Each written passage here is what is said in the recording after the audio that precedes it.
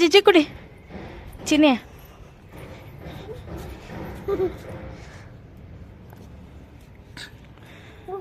So friends, ಬಿಸಿಲಿದೆ ಅಲ್ಲ, ಹಾಗಾಗಿ ಮೆಣಸಿನ್ಕಾಯಿ ಒಣಗಾಕಿದ್ದೀನಿ. ತರಿಸಿದ್ದೆ ರೇಷನು, ಚೆನ್ನಾಗಿ ನೆನ್ನೆನೂ ಒಣಗಿದೆ. ಒಂದು ಅರ್ಧ kg ತರಿಸಿದ್ದೆ. ಸೊ ಚೆನ್ನಾಗಿ ಒಣಗಿದ್ರೆ ಪುಡಿ ಮಾಡೋಕ್ಕೆ ಚೆನ್ನಾಗಿರುತ್ತೆ ಬಿಸಿಬೇಳೆ ಬಾತು, ವಾಂಗಿಬಾತ್ಗೆ. ಇಲ್ಲಾಂದರೆ ಏನೋ ಒಂಥರ ವಾಸನೆ ಬರುತ್ತೆ. ಹಾಗಾಗಿ ಸೊ ಬೆಡ್ಶೀಟೆಲ್ಲ ಬೆಳಿಗ್ಗೆನೇ ಒಗ್ದಾಕ್ಬಿಟ್ಟಿದ್ದೀನಿ. ಇವತ್ತು ಸುತ್ಕ ತೆಗಿಬೇಕಲ್ಲ, ಎಲ್ಲ ಕೆಲಸ ಮುಗೀತು ಮನೆದೆಲ್ಲ. ಸೊ ಇವತ್ತು ಬಟ್ಟೆಗಳ ಕೆಲಸ. So hi, hello, good morning, welcome back to my YouTube channel. ಇವತ್ತು ಇರೋ ಟೆರೆಸ್ ಮೇಲೆ ವ್ಲಾಗ್ ಮಾಡ್ತಾ ಇದ್ದೀನಿ. ಯಾಕಂದರೆ ಬೆಡ್ಶೀಟೆಲ್ಲ ಹಾಕಕ್ಕೆ ಬಂದಿದ್ನಲ್ಲ, ಹಾಗೆ ರೊಟ್ಟಿ ಮಾಡ್ಕೊಂಡು ತೊಗೊಂಬಂದಿದ್ದೀನಿ ನನ್ನ ಮಗನ ತಿನ್ಸೋಕ್ಕೆ ಅಂತ. ಹಾಗೆ ಆಟಾಡ್ಸ್ಕೊಂಡು ತಿನ್ನಿಸ್ಬಿಟ್ರೆ ಅವ್ನು ಆಟಾಡ್ಕೊಂಡು ತಿನ್ಬಿಡ್ತಾನೆ, ಇಲ್ಲಾಂದರೆ ಮನೇಲಿ ಕಿರಿಕಿರಿ ಮಾಡ್ತಾನೆ. ಸೊ ಬೆಳಿಗ್ಗೆ ಇವತ್ತು ವಾಕಿಂಗ್ ಎಲ್ಲ ಹೋಗಿ ಬಂದಿದ್ದರಿಂದ ಬೇಗ ಎದ್ದಿದ್ನಲ್ಲ. ಸೊ ಬ್ರೇಕ್ಫಾಸ್ಟು ಮಾಡಿ ಮುಗಿಸ್ಬಿಟ್ಟಿದ್ದೀನಿ. ಖಾರ ಪೊಂಗಲು, ಸ್ವೀಟ್ ಪೊಂಗಲ್ ಮಾಡಿದ್ದೆ. ಸೊ ಅವನಿಗೋಸ್ಕರ ರೊಟ್ಟಿ ಮಾಡಿದೆ. ಸಬ್ಬಕ್ಕಿ ಸೊಪ್ಪೆಲ್ಲ ಇತ್ತು. ಸೊ ಇನ್ನು ಸಂಜೆ ಸ್ನ್ಯಾಕ್ಸ್ಗೂ ನನ್ನ ಮಗಳಿಗೂ ಆಗುತ್ತೆ. ಹಾಗಾಗಿ ಸಬ್ಬಕ್ಕಿ ಸೊಪ್ಪು, ಈರುಳ್ಳಿ, ಕ್ಯಾರೆಟು ಎಲ್ಲ ಹಾಕಿ ರವೆ ರೊಟ್ಟಿಗೆ ಕಲಸಿಟ್ಟಿದ್ದೀನಿ. ಇವನಿಗೂ ಬ್ರೇಕ್ಫಾಸ್ಟ್ ಬೇಕಿತ್ತಲ್ವ. ಇವನು ಖಾರ ಪೊಂಗಲು ತಿನ್ನಲ್ಲ, ಸಿಹಿ ಪೊಂಗಲು ತಿನ್ನಲ್ಲ. ಹಾಗಾಗಿ ರೊಟ್ಟಿ ಮಾಡಿದೆ. ಸೊ ಅಡುಗೆ ಏನು ಮಾಡೋ ಅವಶ್ಯಕತೆ ಇಲ್ಲ, ಮಸೊಪ್ಪು ಸಾಂಬಾರಿದೆ, ಮಧ್ಯಾಹ್ನಕ್ಕೆ ಆಗುತ್ತೆ. ಸ್ಟಾರು ಇನ್ನೊಂದು ಸ್ವಲ್ಪ ಪಾತ್ರೆ ಇದೆ, ಅಂದರೆ ಹಿತ್ತಾಳೆ ಪಾತ್ರೆಗಳು ಇದ್ರ ಮೇಲೆ ಸಜ್ಜಾ ಮೇಲೆ ಇಟ್ಟಿದ್ದು, ಅದನ್ನು ತೊಳಿಬೇಕು. ಸೊ ಯಾಕೋ ಕೈ ನೋವು ಬಂದುಬಿಟ್ಟಿದೆ ಸಿಕ್ಕಾಬಟ್ಟೆ. ನಿನ್ನೆಯಿಂದ ಕೆಲಸ ಮಾಡಿ ನನಗೆ ಎಷ್ಟು ಭಯಂಕರ ಕೈ ನೋವು ಬಂದಿದೆ ಅಂದರೆ ತಡ್ಕೊಳಕ್ಕಲ್ಲ, ಅಷ್ಟು ಕೈ ನೋವು ಬಂದುಬಿಟ್ಟಿದೆ. ಸೊ ಹಾಗಾಗಿ ಇವತ್ತು ಪಾತ್ರೆ ತೊಳೆಯೋದು ಬೇಡ ಅಂದ್ಬಿಟ್ಟು ಸೈಡಲ್ಲಿ ಇಟ್ಟಿದ್ದೀನಿ. ಸೊ ತೊಳ್ಕೊಂಡ್ರೆ ಆಯಿತು. ನಾಳೆ ಇನ್ನು ಬಾತ್ರೂಮ್ ಒಂದು ಕ್ಲೀನ್ ಮಾಡ್ಕೋಬೇಕು. ಇನ್ನು ಗುರುವಾರದ ತನಕ ಟೈಮ್ ಇದೆ. ಸೊ ನಾಳೆ ಮಾಡೋಣ, ಒಂದು ದಿವಸ ಬ್ರೇಕ್ ತೊಗೊಂಡು ಅಂದ್ಬಿಟ್ಟು. ಇವತ್ತೇನು ಪಾತ್ರೆ ಕೆಲಸಗಳು ಮಾಡೋಕ್ಕೋಗಲ್ಲ. ಇನ್ನು ಸ್ವಲ್ಪ ಇದೆ ಅಷ್ಟೇ ಪಾತ್ರೆ, ಸಜ್ಜೆ ಮೇಲೆ ಇಟ್ಟಿದ್ವಲ್ಲ ಅದು. ಸೊ ಅದನ್ನು ತೊಳೆದ್ಬಿಟ್ಟು ಬಾತ್ರೂಮ್ ಕ್ಲೀನ್ ಮಾಡಿದ್ರೆ ಆಯಿತು. ಆಮೇಲೆ ದೇವ್ರ ಸಾಮಾನು ತೊಳ್ಕೊಂಡು ಗುರುವಾರನೋ ಇಲ್ಲ ಶುಕ್ರವಾರನೋ ಪೂಜೆ ಮಾಡ್ಕೊಳ್ತೀನಿ. ಸೊ ಬಟ್ಟೆ ಕೆಲಸನೂ ಮುಗಿಸ್ಬಿಟ್ಟೆ ಇವತ್ತು. ನಮ್ಮ ಮನೆಯವ್ರು ಇದ್ರಲ್ಲ, ಕೈ ನೋವು ತುಂಬ ಇತ್ತು. ಹಾಗಾಗಿ ಬೆಳಿಗ್ಗೆನೇ ಬಿಸಿನೀರಲ್ಲಿ ಸ್ಕ್ರೀನ್ ಎಲ್ಲ ನೆನೆಸ್ಬಿಟ್ಟಿದ್ದೆ. ಇದೆಲ್ಲ ಏನು ವಾಷಿಂಗ್ ಮಿಷಿನ್ಗೆ ಹಾಕೋಕ್ಕೆ ಹೋಗಲ್ಲ, ಅಂದರೆ ಚೆನ್ನಾಗಿ ಇರಲ್ಲ, ಕ್ಲಾತ್ ಒಂಥರ ಆಗ್ಬಿಡುತ್ತೆ ಮಿಷಿನ್ಗೆ ಹಾಕೋದು. ಕೆಲವೊಂದು ಬಟ್ಟೆಗಳು ಹಾಕ್ಬಾರ್ದು. ಏನಮ್ಮ ಅದು ಫ್ರಿಜ್ ಕವರು. ಕೆಲವೊಂದು ಬಟ್ಟೆಗಳು ಹಾಕ್ಬಾರ್ದು, ಕೆಲವೊಂದು ಬಟ್ಟೆಗಳು ಹಾಕ್ಬೋದು. ಹಾಗಾಗಿ ಮಿಷಿನ್ಗೆ ಹಾಕಲ್ಲ, ಇದೆಲ್ಲ ಕೈಯಲ್ಲೇ ಜಾಲಿಸಿಸ್ತೆ ನಮ್ಮ ಮನೆಯವ್ರ ಕೈಲಿ.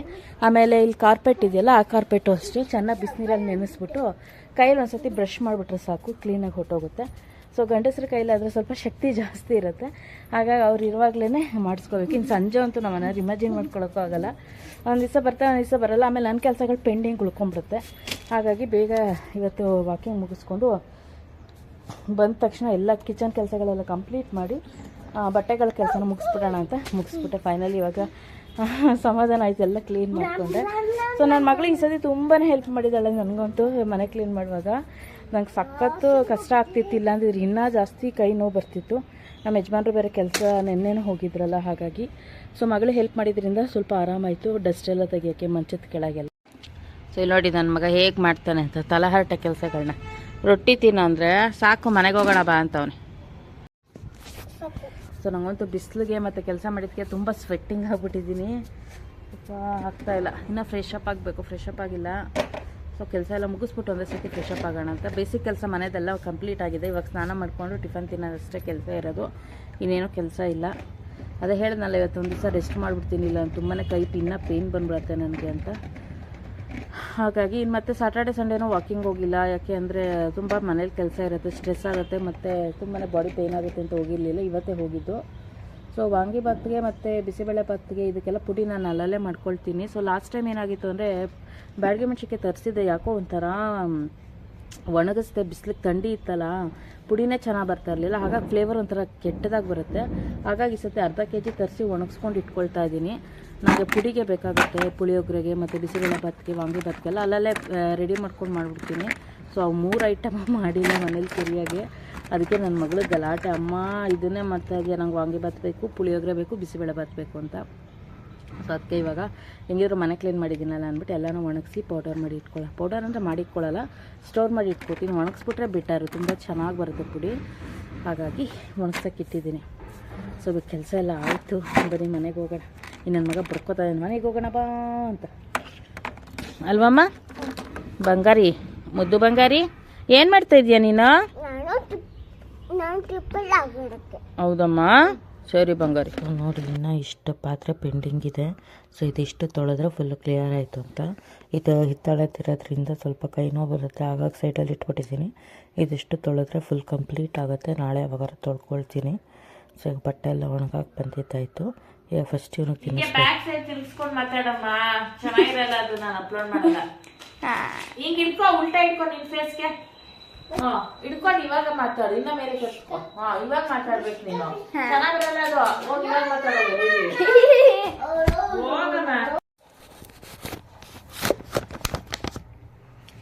Hi, hello, good evening. ಇವತ್ತು ನಮ್ಮ ಅಮ್ಮನ ಕಿಚನ್ಗೆ ಬಂದಿದ್ದೀವಿ ಅಡುಗೆ ಮಾಡೋಕ್ಕೆ.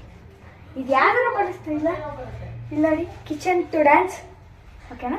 ಇವತ್ತು ನಾನು ಮ್ಯಾಗಿ ಮಾಡ್ತಾಯಿದ್ದೀನಿ, ಆಮೇಲೆ ನಮ್ಮಮ್ಮ ಕಾಫಿ ಮಾಡ್ತಾಯಿದ್ದೀನಿ, ನಮ್ಮಮ್ಮ ನಿದ್ದೆ ಮಾಡ್ತಾಯಿದ್ದಾರೆ. ಆಮೇಲೆ ನಾನು ಹಾಲನ್ನ ಕಾಯಕ್ಕೆ ಇಕ್ಕಿದ್ದೀನಿ. ಇನ್ನೊಂದು ಸ್ವಲ್ಪ ಉಪ್ಪು ಬರುತ್ತೆ ಕಾಫಿ ಮಾಡೋದು, ಸ್ವೀಟಾಗಿರೋ ಕಾಫಿ. ಆಮೇಲೆ ನೂಡಲ್ಸ್ ಮಾಡ್ತಾಯಿದ್ದೀನಿ.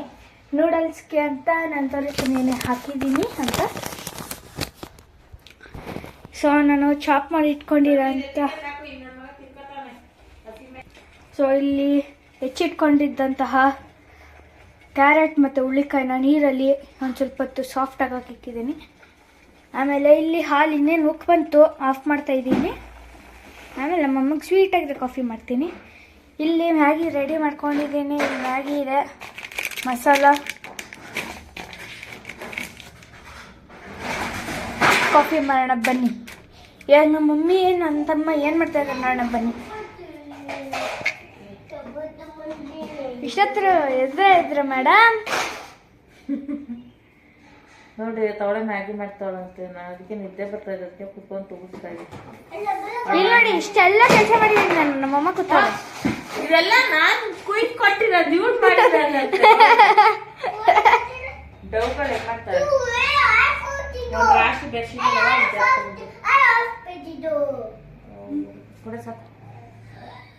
LED light of.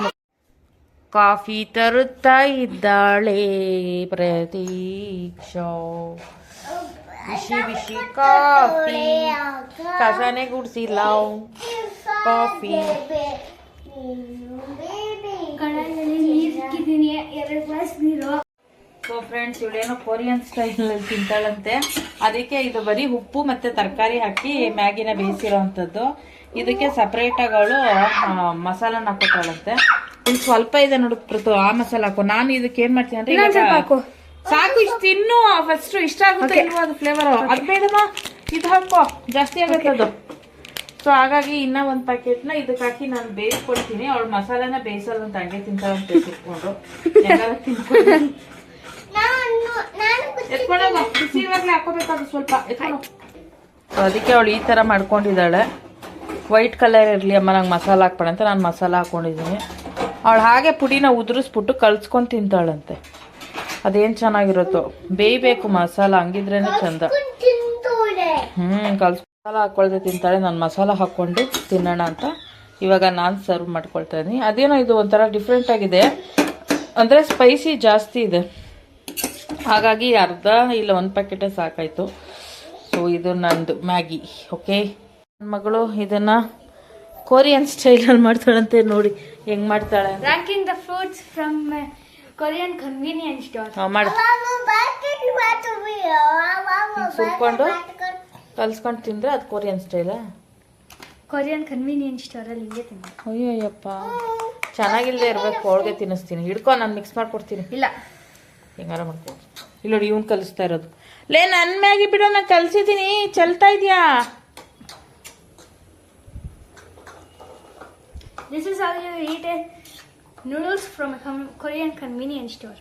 ನಮ್ಮ ತಾಯಿ ಅವ್ನು ಮಾಡ್ತಾ ಅಂತ ಕೂಡ ಒಂದ್ಸತಿ.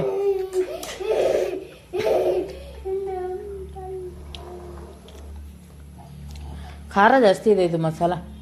ಅದಕ್ಕೆ ಹೇಳ್ದೆ ಅರ್ಧನೇ ಹಾಕೋದಕ್ಕೆ ಅಂತ, ಜಾಸ್ತಿ ಆಗ್ಬಿಡುತ್ತೆ ಅಂತ. ನಾನು ಟೆಸ್ಟ್ ಮಾಡಿಲ್ಲ, ಅವನೇ ಕಲಿಸ್ತಾ ಬಿಟ್ಟು. ಸಾಕು, ಕಲಿಸಿದ್. ಇವಾಗ ಅಕ್ಕಂಗೆ ಕೊಡು ತಿನ್ಲಿ. ತಿನ್ನೋಣ.